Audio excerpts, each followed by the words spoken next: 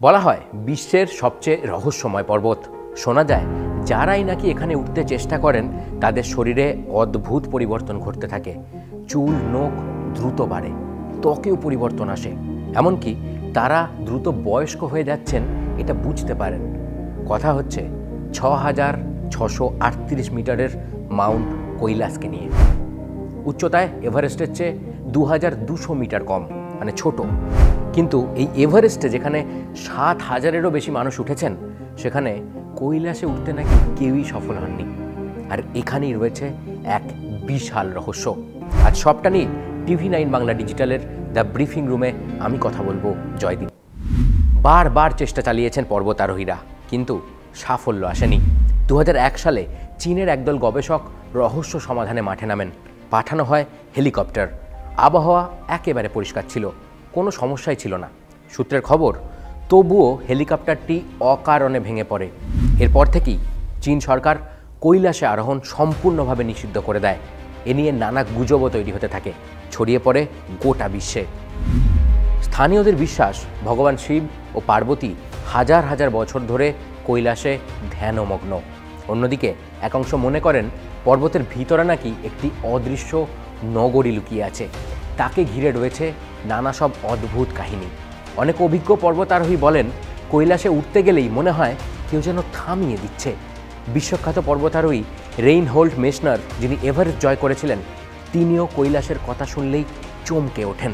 তিনি বলেন, এই পর্বত শুধু একটি পর্বত নয়, এখানে রয়েছে এমন কিছু যা মানুষের বোঝার বাইরে। নাসা ও স্যাটেলাইট দিয়ে পাহাড়টির বেশ কিছু অদ্ভুত ছবি সংগ্রহ করে, যা দেখে কৌতূহল আরও বেড়ে যায়। এই পর্বতের ভৌগোলিক গঠন আশ্চর্যজনক। এখান থেকেই 4টি প্রধান নদী চারদিকে প্রভাবিত হয়েছে, উত্তর, পূর্ব, দক্ষিণ ও পশ্চিমে। কৈলাসের পাশে 2টি হ্রদ রয়েছে, একটি মানস সরোবর, যা মূলত মিষ্টি জলের হ্রদ নামেই পরিচিত। অন্যদিকে রয়েছে লবণাক্ত হ্রদ বা রাক্ষস তাল। এখানে কোনো প্রাণ নেই।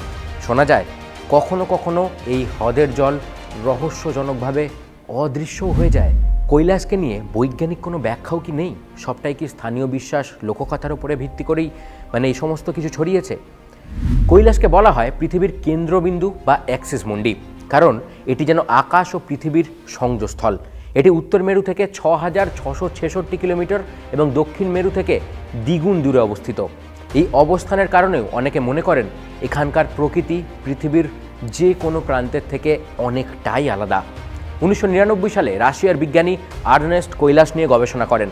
তার মতে এই পর্বতটি প্রাকৃতিক নয়, বরং এটি মানুষের তৈরি বিশাল পিরামিড, যা কোনো প্রাচীন উন্নত সভ্যতারই নিদর্শন। রাতের বেলায় তারা নাকি দেখেছিলেন পর্বতের চারপাশে নানা রঙের আলো জ্বলছে। আশপাশে ভূমিকম্প হলেও কৈলাস নাকি নিজে কখনো নড়ে না। ভাবতে পারছেন? এ নিয়ে কিন্তু পক্ষে বিপক্ষে যদিও নানা মতামত রয়েছে।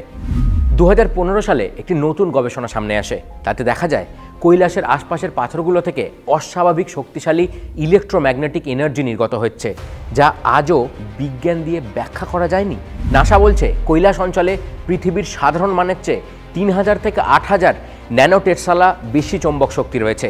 এই অতিরিক্ত চৌম্বকীয় বল মহাকর্ষের আচরণ পর্যন্ত বদলে দেয়।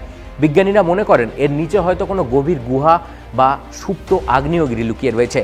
সে কারণে কৈলাসের এই অদ্ভুত চরিত্র দেখা যেতে পারে। আর এই সমস্ত কারণের জন্যই যারা এখানে ওঠার চেষ্টা করেন তাদের শরীরে অদ্ভুত পরিবর্তন ঘটে। চুল নখ দ্রুত বাড়ে, ত্বকে পরিবর্তন আসে, এমনকি তারা যে বয়স্ক হয়ে যাচ্ছেন সেই অনুভূতিও দ্রুত পেতে থাকেন। এর অদ্ভুত অবস্থানের জন্য অতিরিক্ত আলট্রাভায়োলেট রশ্মি ত্বকের ক্ষতি করে, কোষ পুনর্গঠনও দ্রুত হয়, অক্সিজেনের ঘাটতিতে শরীরে দ্রুত ক্ষয় হয়। ওই যে চৌম্বকীয় শক্তির কথা বলছিলাম, ওই চৌম্বকীয় ক্ষেত্রের প্রভাব শরীরের হরমোনের ভারসাম্য নষ্ট করে দেয়।